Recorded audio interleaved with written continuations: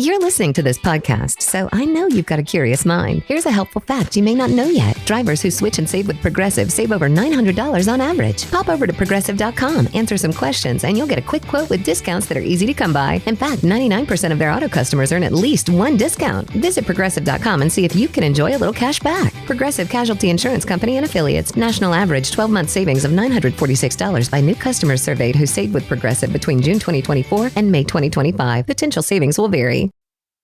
This episode is brought to you by Indeed. Stop waiting around for the perfect candidate. Instead, use Indeed sponsored jobs to find the right people with the right skills fast. It's a simple way to make sure your listing is the first candidates see. According to Indeed data, sponsored jobs have 4 times more applicants than non-sponsored jobs. So go build your dream team today with Indeed. Get a $75 sponsored job credit at Indeed.com/podcast. Terms and conditions apply. Monday morning after the Super Bowl. Oh, did you have a great Super Bowl party? No, we don't really party. Plus, I didn't really care for this year's Super Bowl, so. Oh, well, Mr. I don't like winners. Yeah, it's just so tired of the Chiefs and the Eagles. Like, ugh. But there's always the commercials, though. There's the commercials, there's the friends, there's the beer. No? He's like, no, I don't do commercials. Yeah, I don't do friends. Right. Yeah. And who More like slums friends it with beer? Yeah. No, I've had this no drinking kick for a while. Oh, horrible. I'm not a quitter, OG. It sucks. It sucks so bad. You got to stop that. You got to quit quitting. It's the worst thing imaginable. Yeah. You know who's a friend of mine? Those men and women serving our military on the front lines. Well, we all had Super Bowl weekend this weekend, whether you ignored it like OG or had a great time with it like neighbor Doug and I did. On behalf of the men and women making podcasts in Mom's Basement, the men and women at Navy Federal Credit Union serving our troops, here's to you. Thanks for all you do. And let's go stack some Benjamins this week, huh? Thanks, everybody. Semper Gumby. All right, Sherry.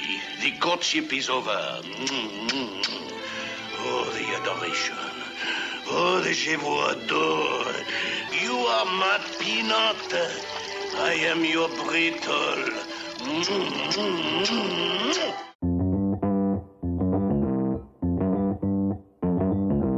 Live from Joe's mom's basement, it's the Stacking Benjamin Show.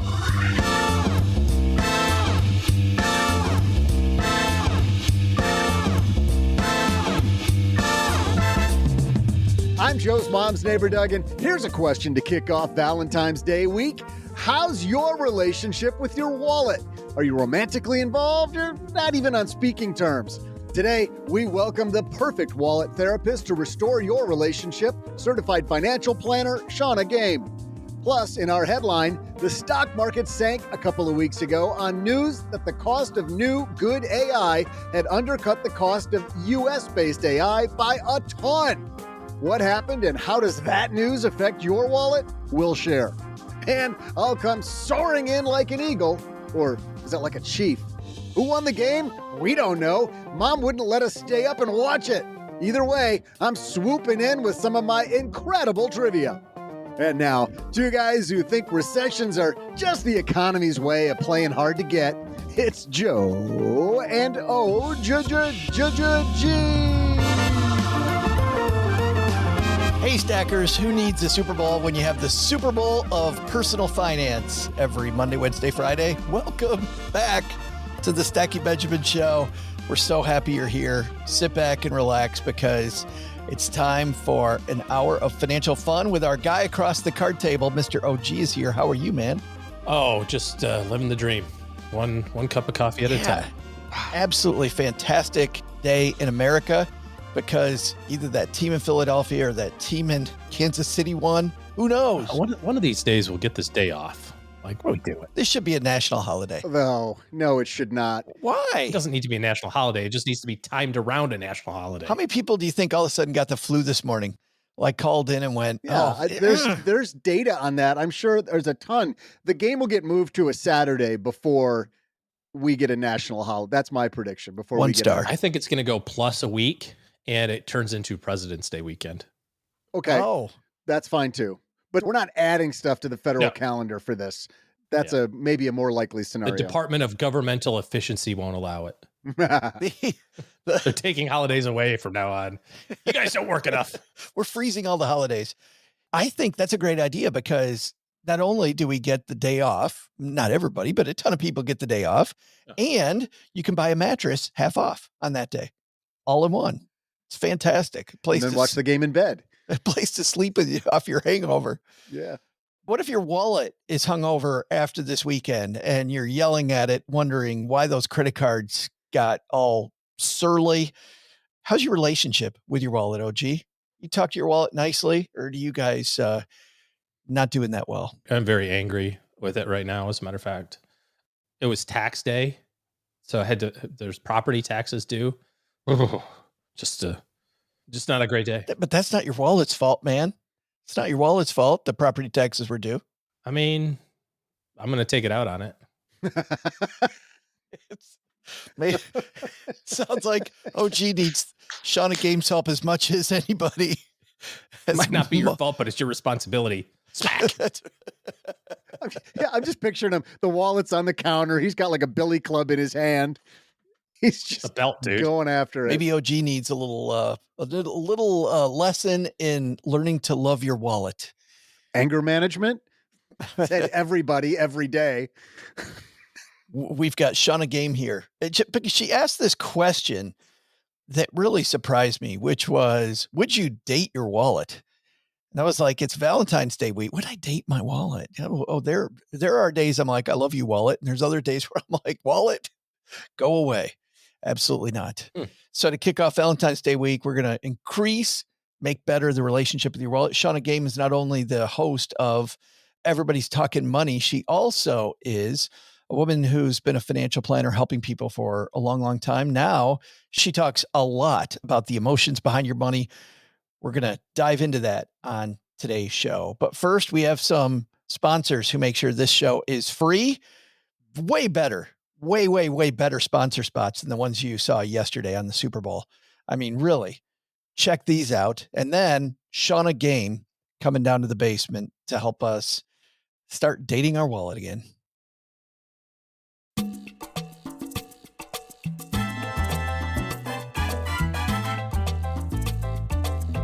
And here to help us kick off Valentine's Day week and how to date our money, Shannah Game's here. How are you?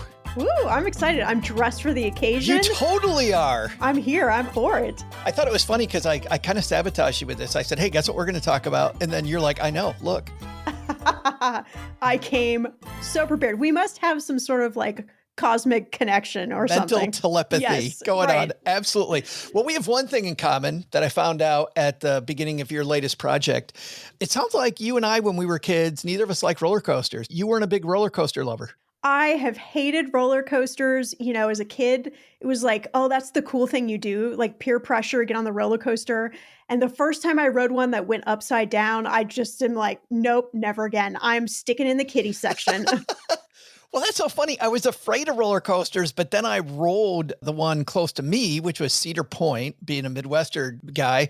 And they had the corkscrew. I remember going upside down, kind of changed my mind on roller coasters. I was like, that was cool.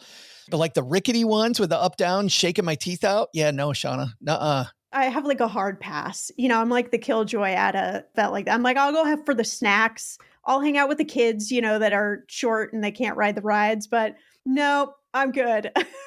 Well, wait a minute. So how is your relationship with money like a roller coaster? Like, why this analogy?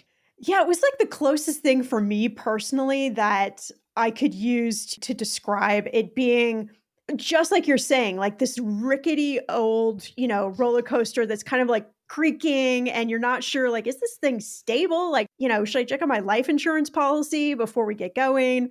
You know, and then you go up, you go down, and there's these big like peak moments where, you know, you peak and then you just lose your stomach. And that has been my journey. You know, I've been an entrepreneur my entire career and I can't liken anything closer to riding a roller coaster, at least for me, than that. It hasn't been smooth for me. I've probably made, you know, all the mistakes you can make and I'm still on the ride.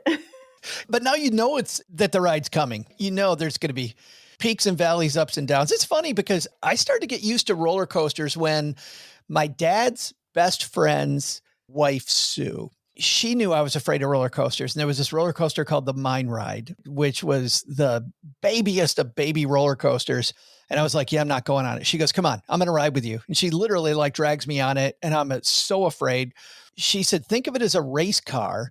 And you are in control and you're leaning into the corners and you're really getting into the downhill and you're looking ahead.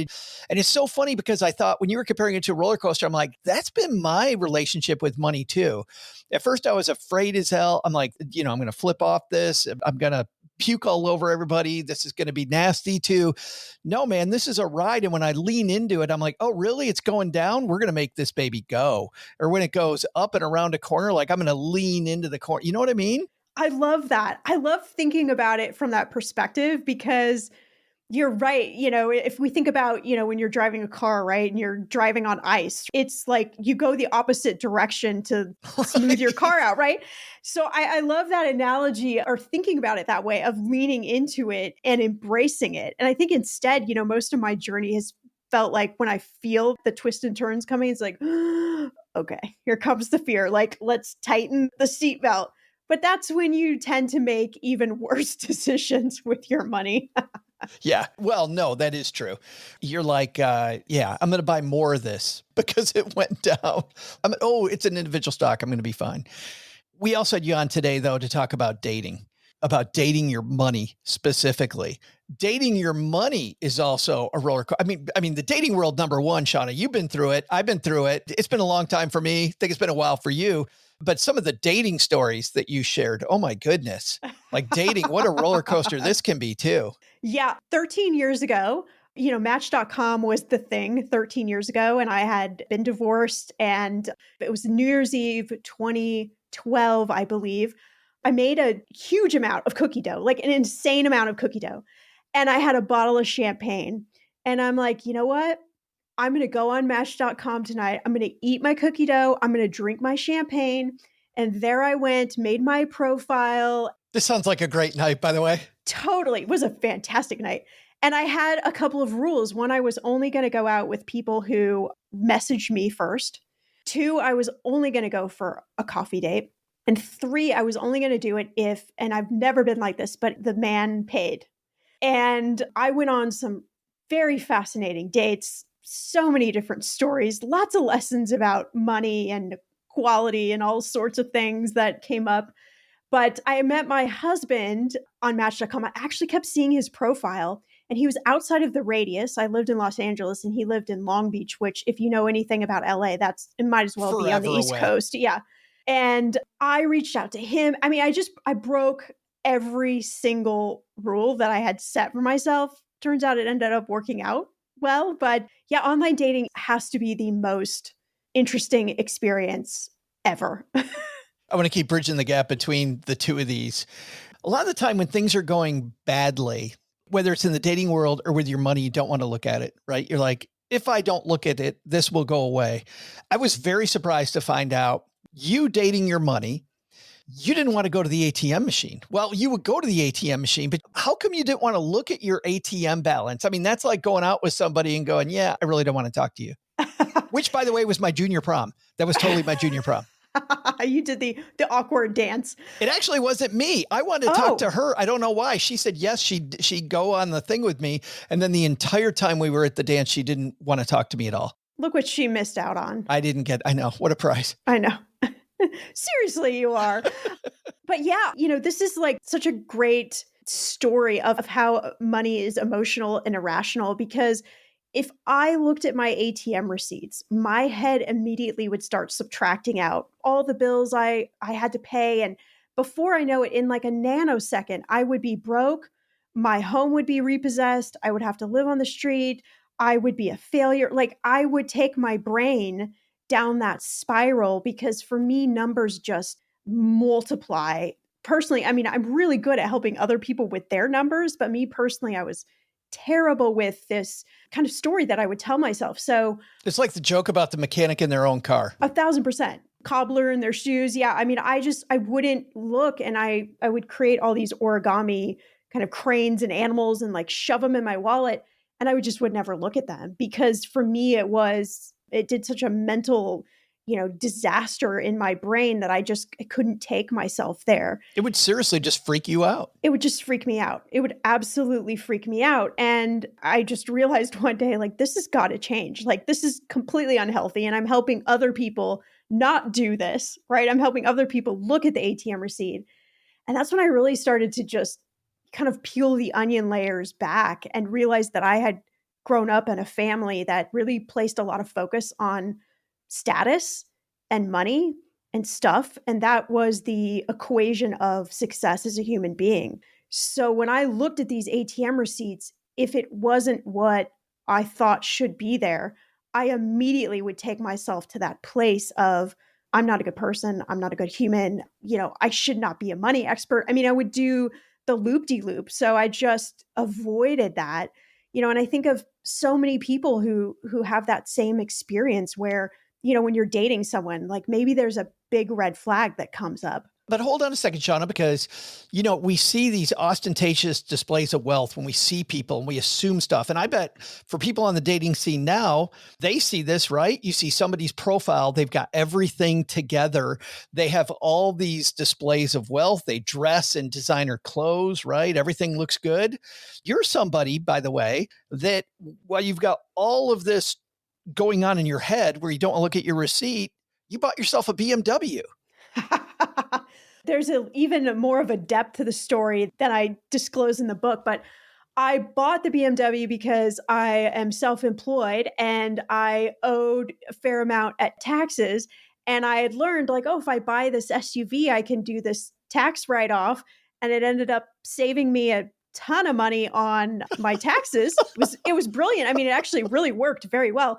But the downside of it was that it was, like $1,000 a month payment. And a couple months later, I ended up getting divorced. And so, I had to pay for the $60,000 or $70,000 SUV all myself, so it basically undid. I had no idea, that all was going to transpire. But, I definitely made some decisions around stuff and things that, I just had no right doing. But that was what was emulated to me. And I also lived in Los Angeles. And, a lot of the clients I was working with were super wealthy. So, me showing up in a expensive car somehow put me on a even playing field. And absolutely do not buy a car for those reasons or anything.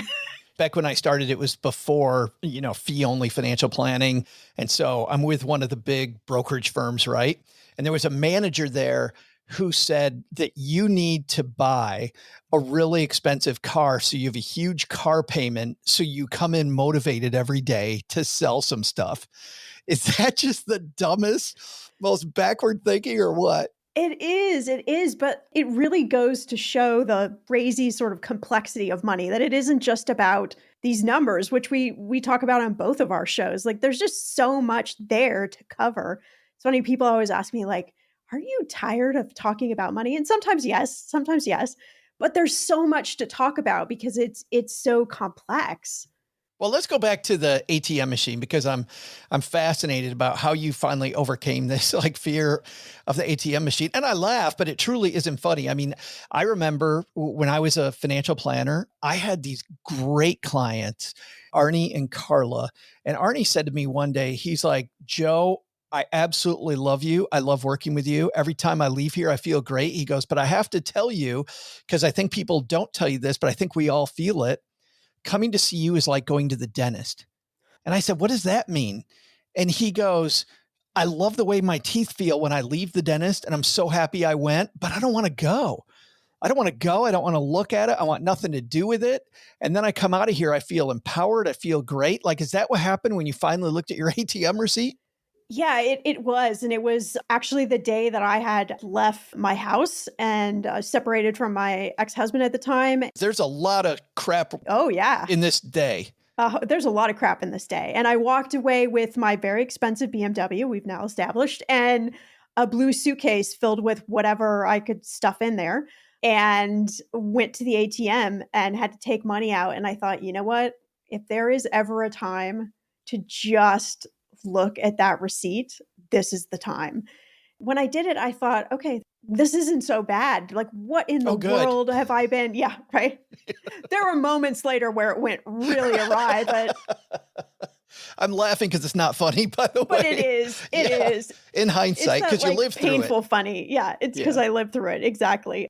So yeah, it was just one of those moments where I thought I have to do this. And it took me quite a few times to kind of have a pep up session with myself every time I would go to look at that little piece of paper. I mean, it's a little piece of paper with numbers on it. It's so bizarre that it would cause, such just an emotional reaction. But, that happens in one way or another for most of us, just like you were saying with your client, right? It feels good at the end, but the going through it part, man, that just sucks. Yeah. But I feel like what's that old phrase? The only way is through, right? Yep. The Stoics. When you're getting your dating life together, you created this thing called the list. And the list is this idea of all these traits that you want your ideal mate to have. And you said a few of them earlier, right? Like one of them was you'll go out if he pays on the first date. What were some of the other ones? Well, I changed in my list, my actual list that I created. I changed some of those things. That was more my dating list. But my list, actually, my therapist said, I want you to create a list of the person that you want to kind of bring into your life, if you will. And I want you to think about from this perspective now of being married before and, way too long of a story to tell on this podcast. But basically, I walked away with nothing. The way the divorce settlement worked in California was I basically got nothing and a lot of debt. So, from that perspective, thinking about going forward and I used to think, I want somebody with a super stable job and I want somebody who's got, this great 401k and, all the things monetarily wise to check off. But then I thought, I've seen those things go away for people. Those things went away for me. So if I'm solely basing my relationship on those things, I'm putting it back on another kind of rocky ground.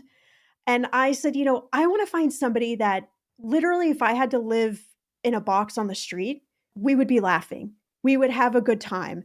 We would still have things to talk about. Of course, I never wanted that experience to happen, but that was how I approached writing this list from that perspective. And I think it opened up for me a way to have a relationship with my current husband, who has a completely different financial background than I have, and not place as much importance on those things that I know could just come and go so easily. Did you ever read The Rosie Project? I did not. So The Rosie Project is a book that I learned first about by reading. Bill Gates comes out with his reads every year about these, and usually they're these heady books about tech and stuff. And being a money guy, I ignore 2/3 of those. But what's interesting was he had this book that's back when he was married to Melinda. He said, my wife and my daughter recommended these. And they had, I don't remember if they got it from the Oprah Book Club or something to do with Oprah Winfrey. And it is this story about this professor who's kind of on the spectrum, and he makes this list, and it's all the things he thinks an ideal mate should be because of the fact that he doesn't want to waste anybody's time. And what's hilarious is he goes to these speed dating things and he just starts asking the question, how much do you weigh? Oh my God. all of these. I already have an emotional reaction to that. The book is so funny because they never tell you that he's kind of on the spectrum, but you read it and you know immediately. And when he's describing people, he's like, so then the overweight woman gets up again and you're like, no.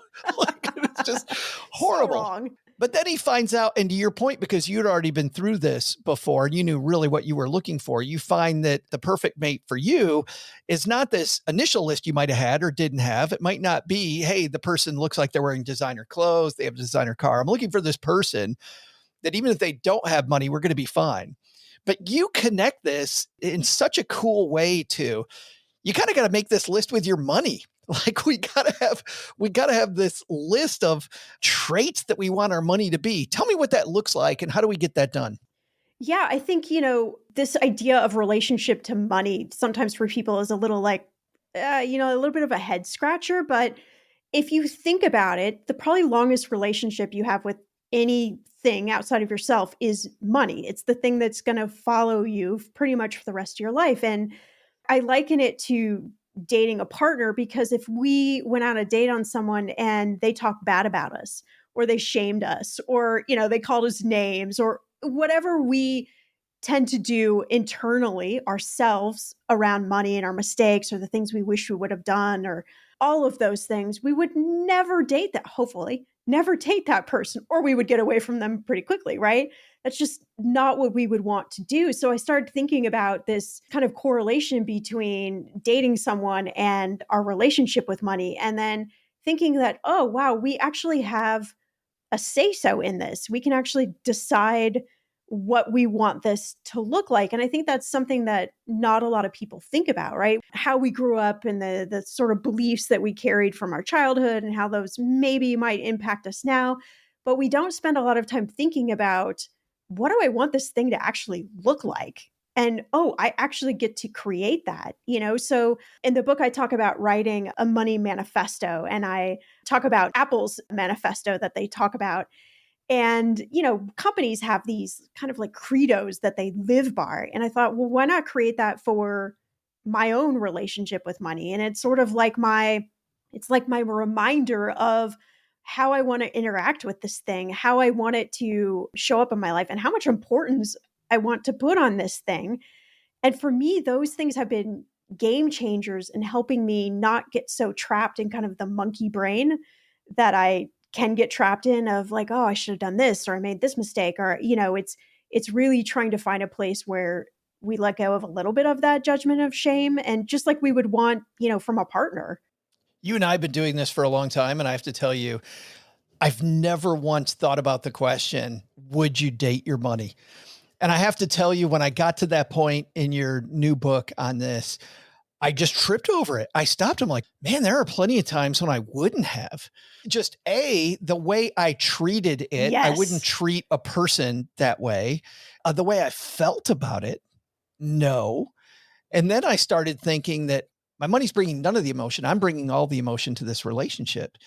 And then I start thinking about the difference because, I've heard people talk about money trauma, and I get that. And you definitely do that, talk about that. But this idea about all this emotion that I bring to it in a way that for me was so approachable with Valentine's Day coming was a whole new thing. And I think we all have had those days. I'm sure everybody listening is nodding their head right now going, oh, there's days I treated money bad, baby.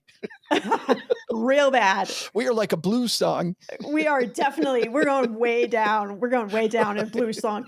And I think what fascinates me about thinking about money from that perspective is, for me, I'm always trying to figure out, the sticking point, like the point where people get stuck. To me, I'm like super fascinated by what is that for us as humans, because through my experience, and you probably would say the same thing, it isn't the numbers. It isn't the math of it. We can create the best strategy for the math piece, but most people don't do that. So I really became fascinated with what is that? Like, what is the quicksand? What is the place that people are getting stuck, And I think that when we think about dating, would I date my money? It's looking at it from that kind of perspective of like, oh my gosh, have I been like so mean or like terrible person to this thing called money? What is it in that I can, kind of work through that might help me get to the place I want to get to? Yeah, this isn't about how many zeros there are in your net worth. And you make a big point of this, that, it comes to your relationship with money. You talk about, I think the phrase that you used was when you were practicing as a financial planner, you met people with a ton of money, I think you said, oh, yes, who were still deeply unhappy about their money, like deeply unhappy about their money. And I think that's a big myth that, as many times as I say it, I still feel like it doesn't always register with people. But yeah, I worked with a couple that had, I would say, well over $100 million in assets. And they never had talked about money. And there were all of these assumptions that they had of each other. And they got in a situation where the husband got a little over his head with some credit card debt and credit cards. The wife had no idea of this. And, we sat down and it's this highly charged situation where I'm essentially like one person is on one side, one person's on the other side, and I'm in the middle trying to, navigate this conversation. And that for me was a big turning point because I'm like, gosh, if these people that have all of this money and what I'm telling them seems so simplistic, like, okay, well, let's just look at where the money's going. let's just follow the path. Let's see where we want it to go. And let's have a conversation about it. I mean, that seems so simplistic. But for them, it was the hardest thing in the world. We're never going to do it. And instead, we want to just kind of build up these walls between each other. And I think that happens so much, whether we're in a partnership or we're just ourselves interacting. Yeah, like our self-talk, like the self-talk you were having with the ATM machine. 1,000%. Yeah, that ATM machine and we have exchanged some really bad words, let me tell you. I have driven around, back when I used to go to the ATM, circles and circles and circles before I, told myself, okay, just go to the machine. Like, this is insane. You have this game you play called Money, Truth, or Dare, which also stopped me in my tracks. I'm like, truth or dare? And I think that, the Valentine's Day, truth or dare, kind of a fun thing. Your very first truth or dare, I thought would be fun for you and I to do. Let's go for it. You write, what's one money secret you have you've never shared with anyone? Do you want to go first? Do you want me to go first? Ooh, let's let you go first. Here's the thing, because I thought about this. So mine, Stackers, is not very big right now, but I'll explain why here in a second. My big thing I've never shared with anybody, and it's mostly because of what I do, is that on a daily basis, I generally have no idea the amount of money in my bank account. And I know it's not very much, by the way, because I've designed these systems, but I still don't look at it very much. And I still have that kind of, the old days it was the ATM. Now it's just pulling up the app. I'm like, yeah, I don't want to look at my checking account. I just don't want to look. I don't know. And it's never a ton of money there, but I just don't look. And for somebody that does what I do, I've never told anybody that. And that's not a very big one, but I'll tell you why. The thing that has been my therapist over the last 14 years, Shannah, more and more has been this podcast. Yeah. I've told all the stories now that people don't tell. And I have to tell you that walking through this truth or dare over the last 14 years and daring myself to say the stuff out loud that I've effed up has been huge and horrifying every time I've done it. Like all of the money ghosts that people have heard about Joe and his money. But the cool thing I'll tell you is that it's also been very empowering for other people, which has been really great, which was my goal. It wasn't to say, hey, I effed this up, but it was the point that we can F it up and we'll still be okay. But that's why it's not that big for me. But still, I only did this because I want to hear yours. Let's be real. Right. Let's be real, Hill. Well, I dish a lot of them in the book, but I would say probably one of my biggest money secrets right now is I absolutely don't like talking to my husband about money. Like, it is something I avoid to the point of, again, just ludicrousy. Like, it doesn't make sense because, again, know what I'm doing.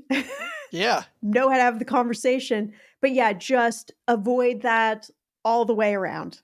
Wow, how do you get around that? Luckily, there's a lot of trust.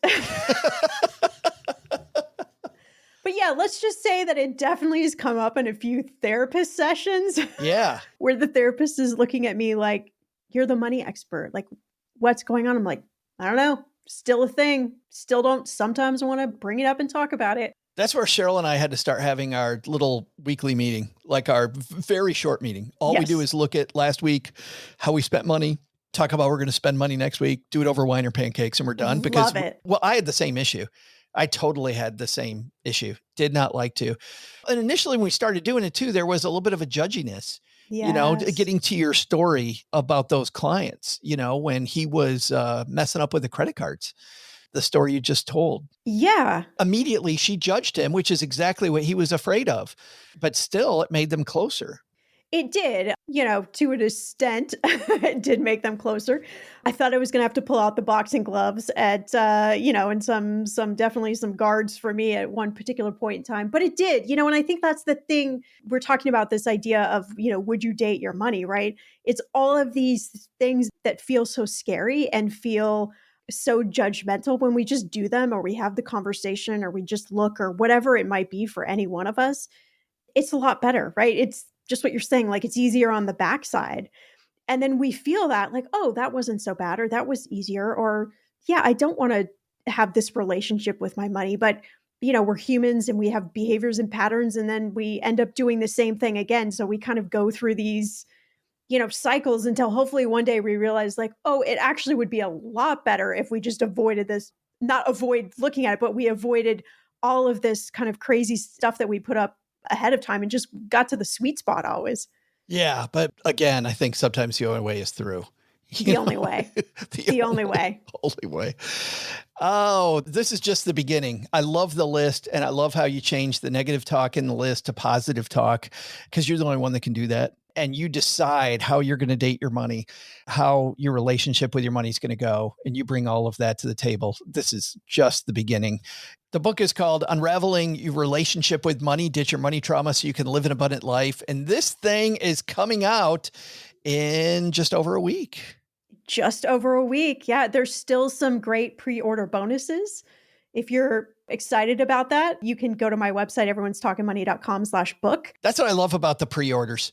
I love that I get this other stuff that people don't get. And I love the fact that I help an author that I absolutely love, that I love their work. And I'm the first one to have it. Like, how cool is that? That's pretty cool. Yeah, I love it. Shannah, happy Valentine's Day to you. Oh, I got one more question for you. Oh, let's go for it. Yes. So let's tell a story about you and Jeff, because this is a fantastic story. So you go on these dates, you go on this date with this dude who, like, literally the waiter comes up and says, yeah, I'll have a something, doesn't even think about you ordering anything to drink, like some of these weird ass dates you have. And then you go meet Jeff. And Jeff, as you said earlier, lives like a bajillion miles away. How'd the first date go? What ended up happening on date one? Well, date one, we met at a restaurant actually between us. And it was actually like it came out of a Match.com commercial, literally. But date two, he invited me to his place in Long Beach, which was very far away. And I thought, as I'm driving there, I'm like, this is insane. I'm going to some strange person's house. Right. You've never met somebody. You're going to their house. What am I doing? But one of the lines, back in the old day Match.com, you had a header line on your profile. And I put that I always eat dessert first.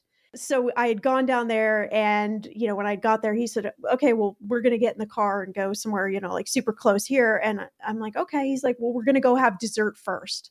And so we went to this cupcake place and had cupcakes. And I thought, okay, all right. He's listening. This guy listens. This dude's not ordering first. This guy is not ordering first. And, it's as many cupcakes as I want. So I knew, I was like, I'm, kind of sold there. I mean, not only that, but I have to just tell one other story super quick. My ex-husband, I always said, lovingly, of course, couldn't see beyond his own nose. I had gone on a trip with him to Paris and I drank way too much. I needed a baguette and water and he would, not be helpful. And it was, terrible, horrible. I had to get off the subway in Paris. So I told Jeff this story on our first date and he actually picked me up from an airport about a week after we met. And in the car was a baguette and water. And I thought, done. Oh, happy Valentine's Day, Shannah. Same to you, Joe.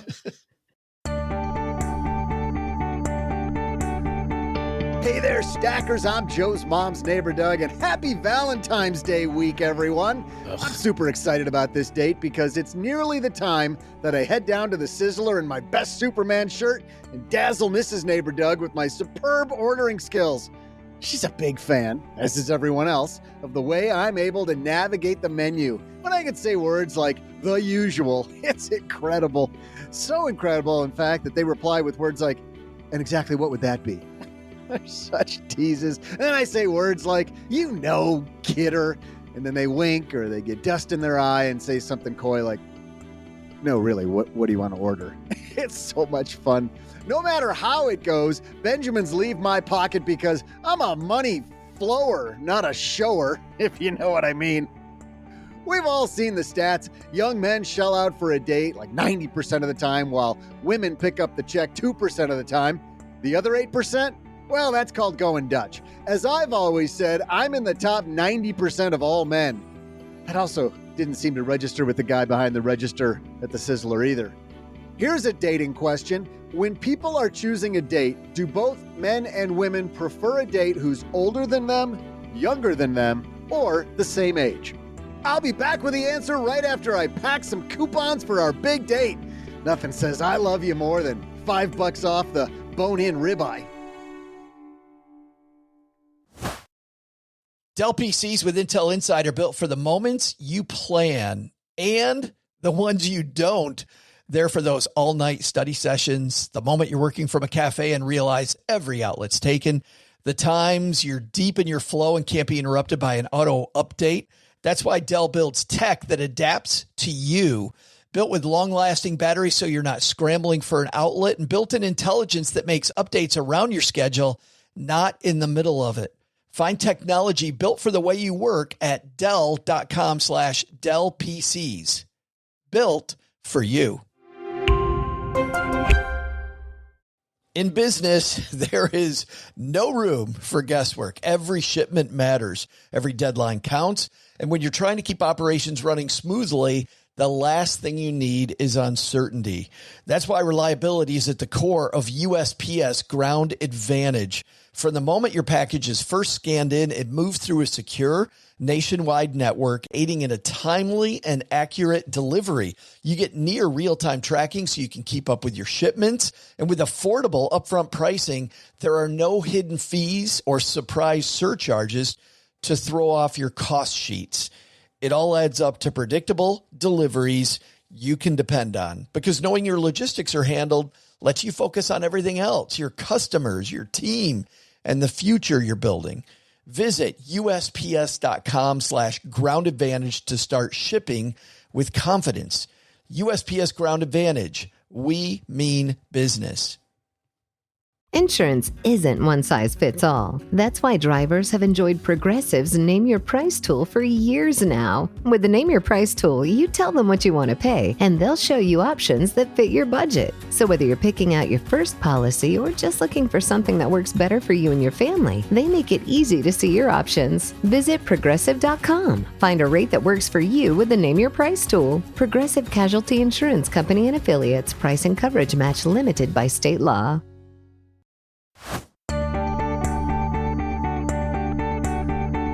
Hey there, Stackers. I'm steak fanatic and guy who staked his fortune on being the world's best trivia purveyor, Joe's mom's neighbor, Doug. I said purveyor. Purveyor. There was an end to it. Purveyor. Today kicks off a week of soiled sheets, pillowcases strewn everywhere, and you know, blankets asunder because it's laundry week, that's why. In other news, it's also Valentine's Day week. And today's question asks, who are you going to spend your Benjamins trying to impress this holiday? When dating, do men and women prefer people who are older, younger, or the same age? It turns out that people prefer to date someone younger than them. I never knew that. Well, so much for my fake ID saying I'm 75. Time to change it to say I'm 16. And now, two guys helping you identify with your money, Joe and OG. I don't think that's going to go well, Doug. Change into 16? I'm going to go for 26, 36. Nobody would even believe either of those numbers. But hey. I mean, premature gray is kind of a, don't they call them zaddies nowadays or something? I don't know what that means. What does that mean? Boy. I don't know. I see things on the gram. Oh, man. Hey, let's get into our headline. Hello, darlings.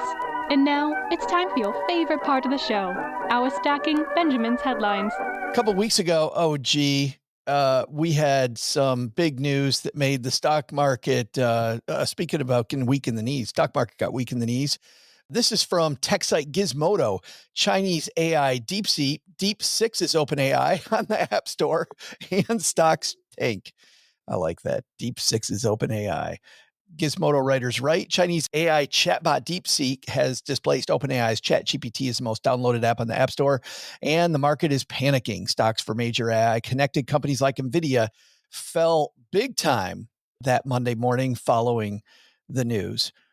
I wanted to talk about this a little bit a couple weeks later because of the fact that this is so interesting to me. Just a great case study now that we're a couple weeks away on just the effect of news on the stock market short term and how much the financial sites play on this.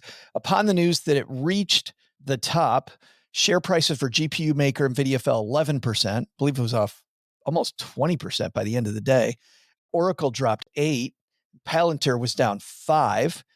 Stocks are adjusting to the revelation that China can build AI faster, cheaper, and just as good as America, it says here, which again is a piece, I said this a couple of weeks ago, is a writer trying to build a narrative around this. But when I go to the front page, OG, of CNBC, the front page back on that day, and I took a screenshot the day after all this, NVIDIA rises 2% in tenuous bounce Tuesday following largest value loss in history. OpenAI launches ChatGPT Gov for the U.S. government agencies. JetBlue shares tumble roughly 20% after disappointing outlook, playing on the fact that stocks being down. Wall Street still sees 2 rate cuts this year, but conviction is getting weaker, CNBC survey finds. Front page of CNBC, OG, all about this stock is down, that stock is down. You got to worry about this. You might have to worry about that.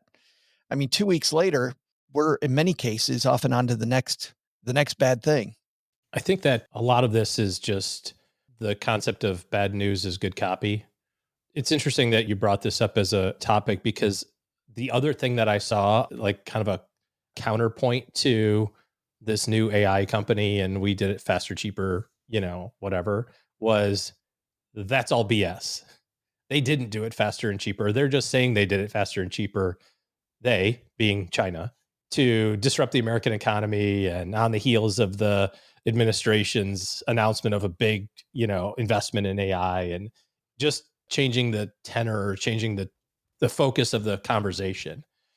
And I don't know, I'm not smart enough to have any sort of sense of what is good or not good in the AI space, but I'm not convinced that it's worth the to begin with.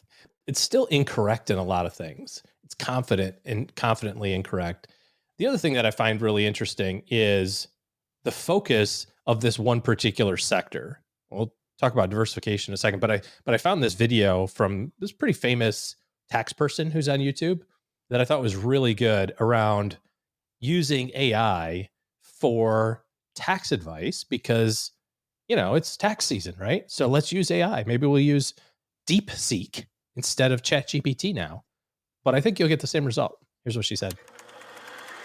Here's how social media influencers probably do their tax research. So I started by asking ChatGPT for a court case where a vehicle deduction was denied because it was used for personal purposes. It then explained all of these details on a court case called Lynch v. Commissioner. I have very expensive tax research software, so I went ahead and looked up, does Lynch v. Commissioner exist? And then we basically went back and forth where I said, is this real? And they say, oh, oops, no, that's not real. And they say, here are real cases. And then I'm like, are these real? And they would say, oh, I'm so sorry. I apologize for the confusion. Those also aren't real, and continued to give me a whole slew of fake court cases. So for actual tax court cases from a tax attorney, subscribe.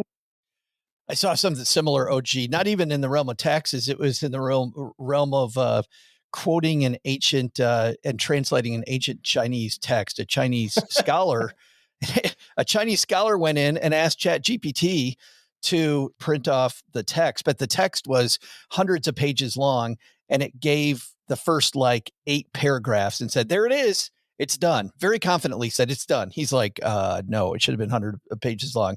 He then asked Perplexity. Perplexity said, yeah, I can't translate that for you because it would violate copyright law. Again, this text is thousands of years old. The dude who wrote it's long dead. There is no copyright protection on something. So wrong answer, number one. Wrong answer, number two. Actually went to DeepSeek, and DeepSeek printed off the whole thing. Now, that doesn't prove, to your point, that DeepSeek is better. But how do you know when you're getting the right answer, right? I mean, you don't know. And frankly, even if it printed off these tons and tons and tons of pages, is it actually doing the right job of the translation? If you don't have a way to complete sidebar here. When I was in high school, I took 6 years of foreign languages, 4 of Latin, because, that makes a lot of sense. His 6 years of high school, Doug. Because you wanted to be cool. During his 6 years of high school. During my 6 years of high school. No, I took 2 languages, 2 years. So anyways, I had this Latin class, and I have to translate this paragraph, this thing, and I translated, and it's really crappy translated. I've stopped caring about this. And basically I just kind of made up a bunch of stuff. You know, Cornelius was fighting in the gladiator bin and he was attacked by a tiger. You know, I don't know what I was, just making stuff up. And the professor comes and he says, I need to talk to you about this. It'd be a teacher in high school, right? We called them professors at my school. Unbelievable. So, oh my God. He goes, we need to talk about this. And he sits me down. And he goes, this isn't your best work. And I said, I tried really hard at this. And he says, well, what did you think of the text? And I was like, this is really ridiculous, super hard. And nobody can translate this. This is, whatever. This is ancient stuff and dialects and all this stuff. And he's like, and he's really upset at me because I just have thrown in the towel. And he's like, I'm the one who wrote this. Like, I'm the one who wrote this textbook in Latin. Have you not seen my name at the front of it? Like, I know that this is hard, but it's like, it's current, basically. I want to anticipate. I think what OG then said was, well, then I don't think you know the language, sir. I didn't. If you wrote this, this is crap. Just give me my F, So... To be fair, you could have an old text that's written by a new guy, to be fair. Slightly awkward. Just kind of funny. But back to the investment side of all of this. I was surprised seeing that news on Monday and not surprised by the market reaction, whatever it is, what it is. But I was really impressed with the impact of diversification. I was talking to somebody, I was talking to Doug about this, as a matter of fact, the day after. And it came up, right? Like, oh my gosh, have you seen the market took a giant crap? And I said, yeah, but I don't think most money did. I think if you're really hardcore in, NASDAQ or your all tech or your Mag 7, you probably got eviscerated on that Monday pretty good. But if you're diversified, I don't know that it was any news whatsoever. The Dow Jones Industrial Average was up at the end of that day. Yeah. Actually, I think to your point a minute ago, it was definitely news, OG, and it's because bad copy makes good news, or whatever phrase you used. I mean, it is sensational because everybody wanted to talk about what a huge hit the market took. But I love your point about probably most investors didn't, as long as you're taking a pretty balanced, diversified approach to your retirement funds or to your investments. The financial news industry knew what a great headline this was. Yeah. To the point that on CNBC's front page, and I didn't mention this earlier, guys, but CNBC has news that you can pay for, right? In their pro section that you pay for, here are the two pieces that appeared the following day. JP Morgan made one major buy call after Monday's AI stock rout, upgrading this networking tech stock. Don't tell you what it is. You got to find out which networking tech stock is the one that is better. And of course, because we all think that there's something hidden. There's some piece of information I don't have that I need. CNBC is going to give it to me. I know there's nothing behind that paywall that I'm going to want. But hold on, OG. That's not the only one. The other pro piece that morning, the emergence of DeepSeek is a positive for this, quote, Mag 7 giant, analysts say. Again, they don't tell you which one. You got to pay CNBC. So not only is the financial media making headlines on this, like I opened with, they're even doubling down and hoping that you'll pay to get the, quote, hidden secret that we're all looking for that doesn't exist. A couple of weekends ago, I saw on the Weather Channel, transitioning into like older Gen X, where like generally I just watch the Weather Channel. Like, I think that's to go along with going to bed at 8 p.m. Well, 10, but in the morning, like basically from 7:40 when I wake up until about 1 o'clock in the afternoon, you watch the Weather Channel, and then you can flip it on the news after that. Over the weekend, I saw a video that they were showing, like crazy weather things or whatever. And it was this airplane that was hit by a lightning bolt while parked at the gate. Ooh. You might have seen this. It was like literally you saw the lightning bolt like hit the tail of this aircraft 3 or 4 times in succession in this video. And I knew from watching the video that it was a video from India. So they had a thunderstorm. The plane was parked at the ramp. There wasn't any passengers on it. It was totally safe. I knew the outcome of this. Even on the Weather Channel, they said they had to take the plane out of service to get it checked. But, these planes are designed to withstand lightning strikes and so forth. So then a couple of nights ago, while I was going to bed, I had the local news on. And they showed that video. This was like probably a solid week and a half later. And Dallas was about to get we had a full week of bad weather coming, stormy weather, whatever. And they had highlighted that at the beginning of the newscast. Going to commercial break, they showed that video and they're like, and, all the sensational words that you can drum up, amazing video with an airplane getting hit by lightning bolt. We'll tell you where and how this impacted the flight after these news. Film at 11. India, weeks ago, didn't. Yes. And then they came back and then they did it again. They did the teaser again. So it wasn't even like we got to it right after the commercial. Then they teased it. They did another bit, went to commercial, and going to commercial, they teased it again, and then came back and went, yeah, look at this video from Mumbai on January 9th. You're like, wait, dude, I waited up for a half hour to see where this tragic lightning strike happened with an airplane on the tarmac during a thunderstorm with no people on the plane.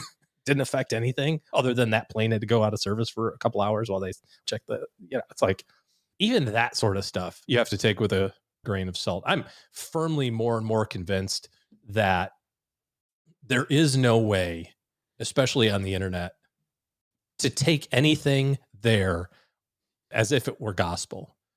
My son is applying to colleges and there's all the threads about college applications and who's accepted and that sort of thing. And even in so much as people saying, here are my stats and I got into this school. I had this SAT score. I had this many AP.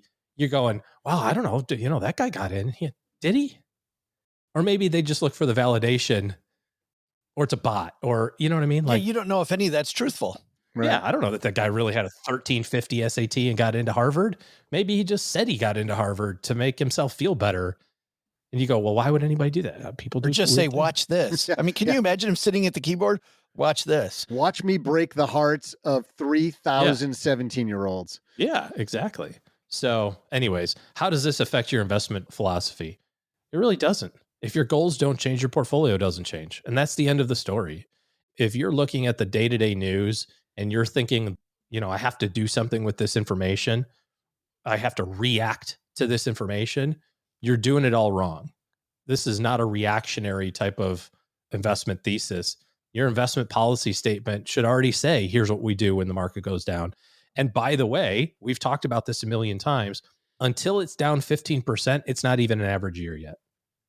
So if the high water mark was January 8th and, it trends down from now until April, until it's down 15, it's not even average.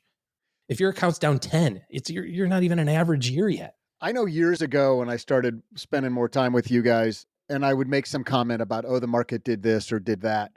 It always puzzled me when either of you would be like, oh, did it? Oh, I don't know.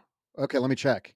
I'm like, how do you guys not know? How are you not following this every minute of the day? This is what you do. It took me a little while to realize you don't have to care about it on a day-to-day, minute-by-minute basis if you're not a day trader, basically. Yeah. I mean, if you're a day trader, you do. Right. But if you have a long-term goal in mind and you're set up to weather those almost inconsequential little storms that happen, those squalls that come across the lake, you're like, no big, didn't even register. Unnoticeable. And that's specifically, guys, why I like talking about this 2 weeks after it happened.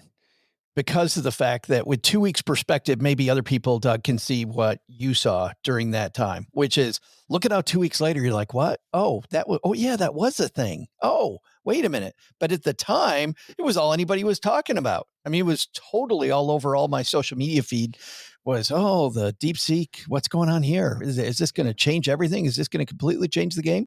2 weeks later, we're on to new stuff. We're talking about something totally different. It's just licensed to be completely lazy and oblivious. Like, you can just take a nap and not worry about all of this stuff that they're trying to get you to stress about. You're like, no, sweetheart, don't worry about it. What happened? It doesn't matter. It's Can fine. I go back to sleep now? I'm watching Opie and Happy Days. If somebody's like, if I could do that with my lawn, that'd be great. The lawn will still be there. It'll eventually die. It's going to take care of itself. Right. It's kind of the opposite philosophy though, right? Like your lawn, you're just waiting to die, but your portfolio, you're wanting it to grow. So I don't. Have you seen it? Do you have people in your neighborhoods that do they'll even post a sign in their lawn and it'll say like returning to natural habitat, or these aren't weeds, these are native plants from this area. Have you seen? You have a ridiculous such HOA. bullshit. I got to get those. We get the letters if your fence is not the right color brown. We have a pretty rigid HOA. We noticed, sir, that your grass was 1 1/8 inch long. Yeah. You are required to cut this to 1 inch. Joe, there's a house not far from your old house, your first old house in Michigan, closer to where I was, that's doing this. And it looks horrible. And they just have a couple of these signs. It's a house on the corner. They just have a couple of signs saying, no, these aren't weeds. These are native plants. And other than like a week a year when they bloom, it just looks like, it looks like an abandoned house. I love that. I love that. I got to find out where on Amazon I get those signs. Yeah, an interesting case study a couple weeks later about how, man, media, CNBC jumped all over this and said, hey, this might be a way to get some more pro readers. This may be a way for us to make a little bit of cash on something that 2 weeks later, nothing burger when it comes to the stock market. Now, when it comes to the future of AI, we don't know. And that'll play itself out over time. We will find out. We're going to dive more into all the topics we talk about on the show in our newsletter, the 201. It's stackingbenjamins.com/201 gets you to our newsletter. Comes out weekly, always free. And on top of that, you find out all the places where we're going to be. I just was in Seattle, and next week you bozos are in the Tahoe area, South Lake Tahoe at McPee's Tap Room. We're really just going to hang out at the bar. stackingbenjamins.com/ it's a long way to go to the bar. stackingbenjamins.com/meetup gets you there. Got to RSVP though, so we know who's coming. Yes. We know one. We've got one basement dweller who's committed. He's taking time off work. Like, we have to be there. We're costing this dude money. So we've got to show I'll be up there and be sober. Wow. Tough ask for you. Initially, we have to walk in the door mostly sober. I think that's a great way to mosey out to the back porch. Our last segment of the show, our community segment. Guys, I love it. I don't think we talk about this enough. Every year, some of the great mentors that we have on our Mentor Monday end up on these best of lists. And Porchlight Books just announced their top 5 books of 2025 about business.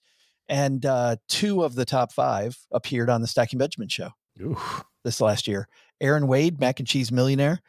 Great, fantastic book about following your dream. Hilarious piece up front where she's a lawyer, and you know how lawyers have billable minutes. Her goal was to have as few billable minutes as possible. She's like, something must be wrong. She's like, you know, all those things where you go and you try to hang out with everybody after work so that you get to know the team better and maybe schmooze and the partners get to know you. I never went to any of those. So big surprise when I got fired from that job. She willfully got fired, ended up becoming a multi-millionaire doing what she loved, which was making macaroni and cheese, which is macaroni and cheese, never a bad option, especially if you're trying to increase your waist size. Ever put a little hot sauce in your mac and cheese? A lot of people like that, man. Just a little that, little Worcestershire. Yeah. Interesting. Can't do the hot sauce. Huh. We have a great recipe for that. I'll send it to you, Doug. Okay, yeah, I'd like that. I can't do straight mac and cheese. After about 3 bites, it's just so bland to me. So I'm always adding stuff in, bacon or chicken and lots of garlic usually and some seasoning, but I haven't done hot sauce. That sounds Sam good. the cooking guy's got a great baked mac and cheese. Aren't Watch they that all? video. He makes fun of Paula Dean. It's really funny. Aren't all mac and cheeses baked? No. Oh, you can make it on stove. Yeah, you can make it on the stove. Well, yeah, if it's out of a box, but that's No. We make homemade stuff out of on the stove. with Velveeta. No. Velveeta You gotta have it. either. It's gotta have the browning. The edges and the corners have to be like crispy, almost hard, some crunch to it. That's mac and cheese. Stackers, what's your favorite mac and cheese recipe? Give that to us in the basement in our Facebook Send it to group. Doug. Yeah, I want Something it. that you have to cook on the stove. That's right. Yeah, make sure they're cooked on the Zero stove recipes. It'll be deleted immediately. Also, Seth Godin's new book, Strategy, appeared there. And of course, Seth was on the show back in October. So congrats to Aaron and Seth on inclusion in yet another list. I've seen them on multiple lists. In fact, I was at a bookstore last week in Dallas, and Aaron Wade's book still prominently displayed, even though I think that book came out in September. Good stuff. Hey, Joe, we've had a couple of interesting reviews out there. Do you want to hear about any of those? Sure. Just a few days ago, we got one. I like this comment. It said, it's like a morning drive time show, which is awesome because that's kind of what we're going for, right? Remember the good old days, the golden days of radio where You just wanted to be entertained, and maybe you're going to learn a little something. Here's some great tunes. And it wasn't all just yuck. Yeah. When they had some great tunes, we're going to have great financial advice. But in between all of that, you're going to have some fun. You ever go back and watch any of the old Johnny Carson shows or the clips from it? And, you know, the clips they pick up are funny, but that dude had some guests that were really deep. Mm-hmm. And then you contrast some of these deep conversations he'd have on late night TV with the late night stuff going on now, where we essentially don't talk about anything for 90 minutes. Whole new world. But, right. But yeah, in that way, definitely, you know, not the yuck. Right. And I mean, we've been saying forever that, look, there are other places to go to totally nerd out and become a quant, you know, and get super deep into spreadsheets and analysis on investing stuff. That's not who we are, right? We're here to get you comfortable with the whole subject matter, and then we'll help you go find those places to geek out about stuff. Like Shannah Game today. But for so many people, this is an intimidating topic to even start thinking about. It's like saying, hey, let's go study for the GMATs or for the SATs. And you're just like, oh God, no, I'd rather do anything rather than that. And we're here to make it or help you become more comfortable with it. So I like that this person pointed out it's like a morning drive time show. That was a great observation. We had another one. This one is far more suspect. I'm even a little reticent to even read it, but I feel like I have to because it pays homage to the durability, the longevity that we've had. It says, Joe and OG keep refreshing the show. Hard to believe, nearly 1,600 episodes and 15 years. Hard-hitting financial news. This is not backing up what we just talked about, but you might learn a little in between all the laughter. Here's where it really turns south. OG is my favorite. Oh God. Is what it says. Oh boy. Yeah. That's an issue. I actually had that last night. I was driving along with my son, Nick, who's visiting, and he was talking about how much he truly enjoyed the Alex Hormozi episodes, and he just devoured them and he took notes. And he said, you know, what's funny though, Dad, when I listen to your show, I find myself always agreeing with OG. And I threw up in my mouth.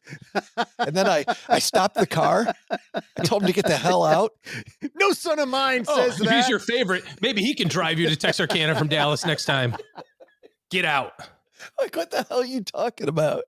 OG. Yuck. Well, every family has that, you know, the black sheep. The black sheep. Yeah. I was going to say run to the litter, but yeah, I mean, that general concept. I mean, wow.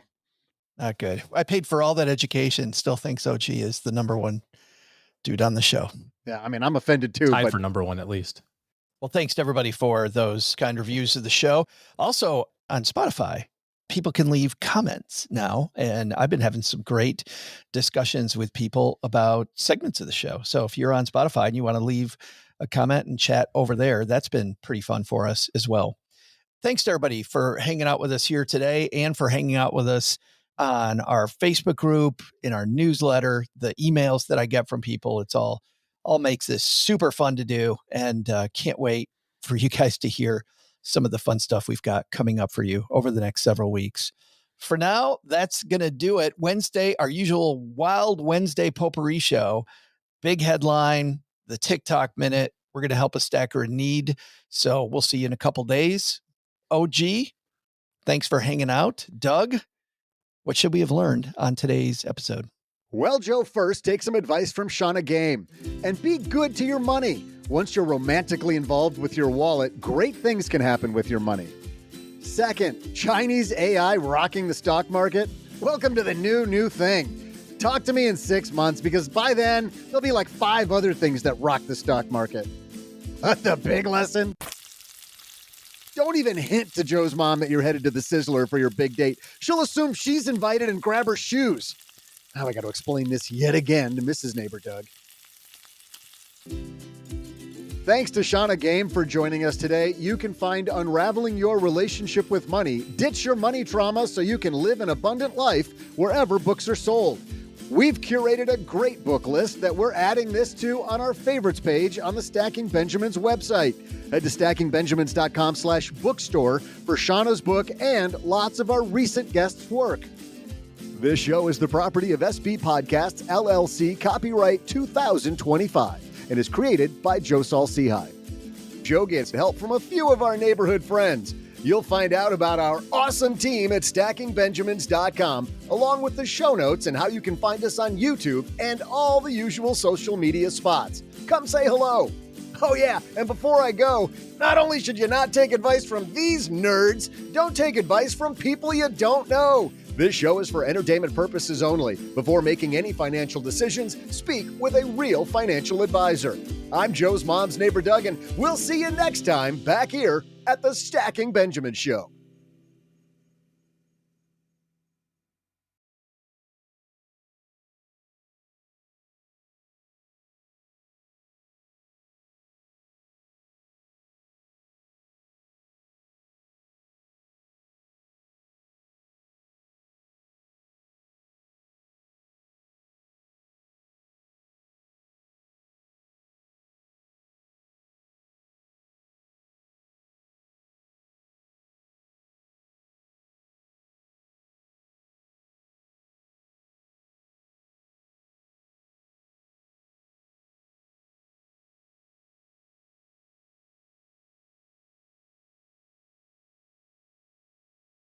Welcome to the after show. This is the part of the podcast that often has nothing to do with money, just either movies, TV shows we like, sometimes video games, hilarious stuff that happens at home with our families.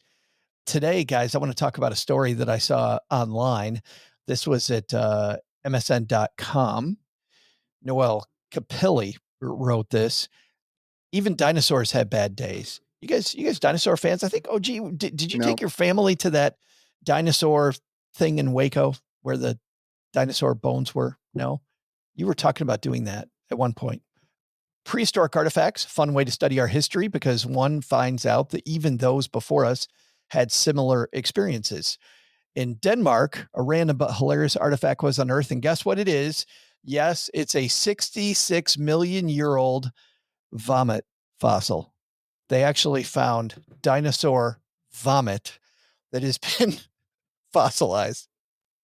Can you imagine if there's a Pompeii moment at the same time that there's like a college keg party? And so you end up with these people immortalized in time. Yes, I think everybody smoked out of these weird devices. I want to be in the lab when they do the analysis on it and they're like, damn it, it's just a cat. It's just more cat yak. I wanted it to be a mega stegosaurus and it's a freaking tabby. I just love some of the dumb stuff that we do. And I just think about a bajillion years from now and they're trying to explain this. No, I think that controller in their hand was the way for them to connect with other people. It had a big X on the controller. We've noticed over time as we look at fossils of hand structures that they've morphed into this claw-like structure. The thumbs are incredibly pronounced. That happened so fast. Apparently they worship this deity known as Halo. No idea how that all works. There was that video or meme or whatever from COVID when we were all buying a bunch of toilet paper. The meme was like basically the earth was wiped out and the aliens were coming down, you know, and so everybody died. The meme was everybody's dead because of COVID. And then there's like the next civilization is finding us basically. And the one alien looks to the other and goes, but they had incredibly clean asses. Because because the toilet paper was out, or like they finally changed the narrative on, when there's a storm, everybody buys milk, eggs, and bread. And we always used to say, what is everybody doing? Making milk sandwiches? But like, what are you doing with 2 gallons of milk, 4 loaves of bread? And it doesn't. Oh my God, the hurricane's coming. We need a gallon of milk, 4 loaves of bread. Like what? No. Milk sandwiches. Because I can survive on that. That's exactly how. But now they say French toast. They're like, you got to make emergency French toast. The storm's coming. What do we do? French toast. Doug goes right for the Eggos. No. Crunchy Cheetos.